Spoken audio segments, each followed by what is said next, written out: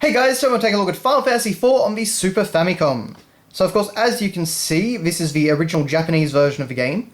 And we can start with the logo up here, and we have this fantastic Yoshitaka Amano artwork of Kane in the middle of the logo.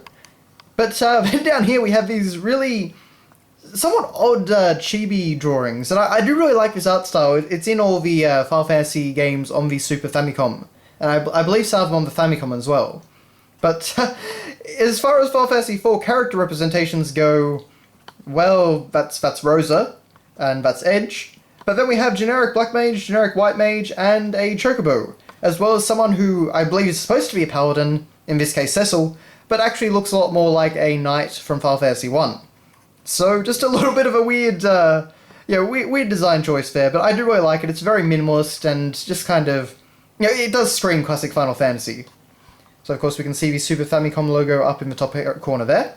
And we have the original Square logo there, which of course is a very rare sight nowadays.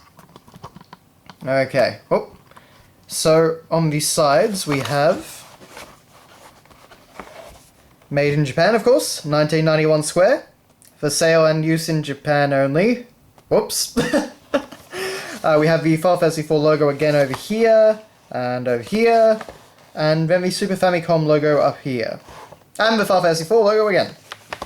On the back, we actually have some great artwork in the background. You can see that it's the airship from the game, in Yoshitaka Amano's traditionally bizarre and amazing style. As I presume we get a description of the game's story. I, of course, cannot read any Japanese. We have some nice screenshots over here showing off the game's drastically improved graphics if you compare it to something like Final Fantasy III. So, of course, some Mode 7 stuff going on up there slightly. You have the battle scenes and the special effects, as well as the overworld map. Which, to be honest, the overworld map actually doesn't look that much of an advance over Final Fantasy III, but Final Fantasy III was a very, very impressive looking NES game. Okay, so then inside the box, what do we have here?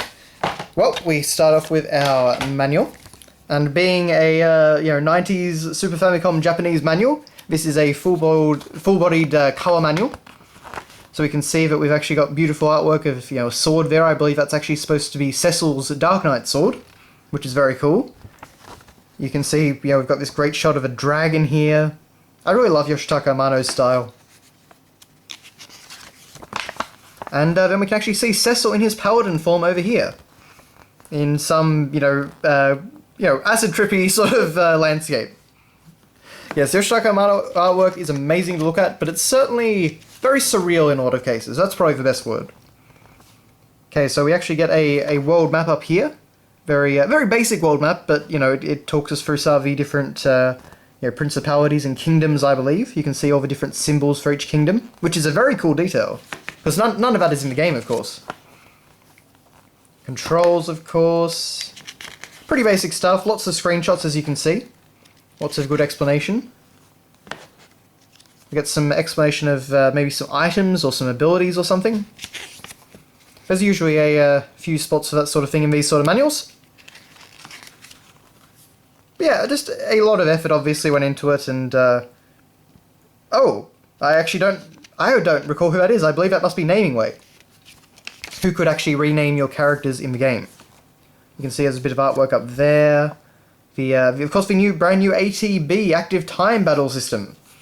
So explaining how all that works. Let's see, is there any more artwork or things? Here we go, this is what I was looking for. So we actually get, in the same sort of chibi style, which makes it even weirder that they didn't use these pieces of artwork on the front cover, we get, Dark Knight Cecil, with a description of his character, as well as some of his abilities. We get, of course, Kane Highwind, and some of his abilities.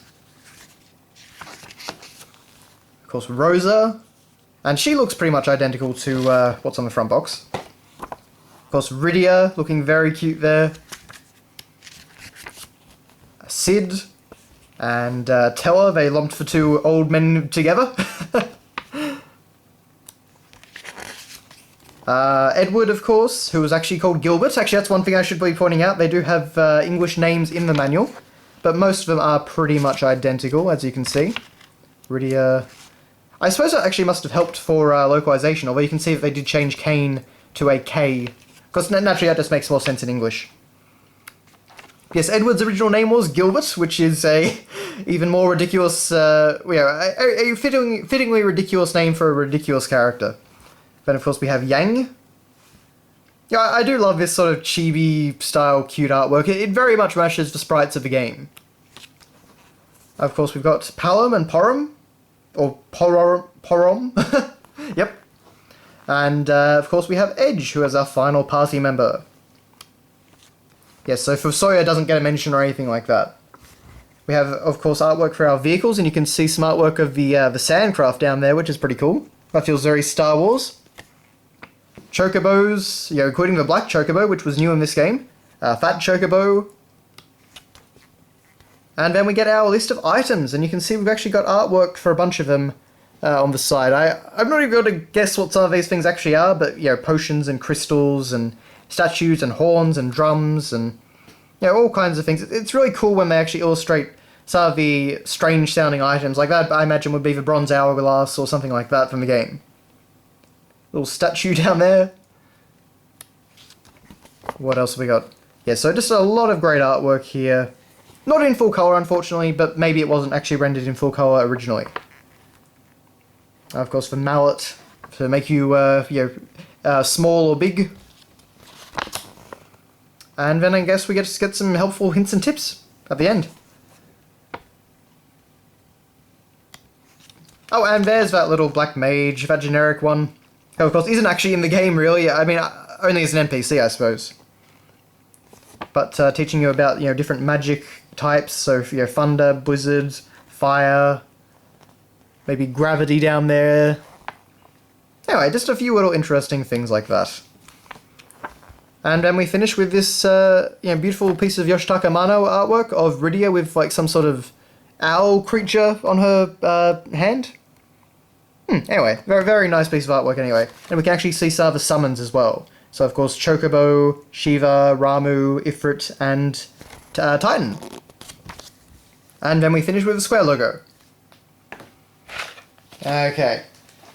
So then we have, well, I'm not actually sure what to make of this thing, but it's just this little green fold-out that Nintendo included with everything about using the AC adapter. Seems to be with every Super Famicom game. And then finally we do have our cartridge, and it's very minimalist, but I do really like it. It's just got the the logo on a white background, and this looks very clean, as well as of course the usual messaging on the back of the cartridge. Pretty standard stuff for a Super Famicom game. Okay, but that is your look at Final Fantasy IV. If I can actually get this back on, there we go. On the Super Famicom. So of course the original Japanese version, it's actually much harder than the US version of the game. The US version was actually re-released in Japan as Final Fantasy IV Easy Type. And of course this game was actually released as Final Fantasy II in the West. But just all the little... Final Fantasy is very strange when you go back and look at its history of localization and, how it was brought to the West. But anyway, it's still a fantastic game. There are many, many ways to play it now. It's honestly the most accessible Final Fantasy game in my opinion. So thank you very much for watching, guys, and I will see you next time.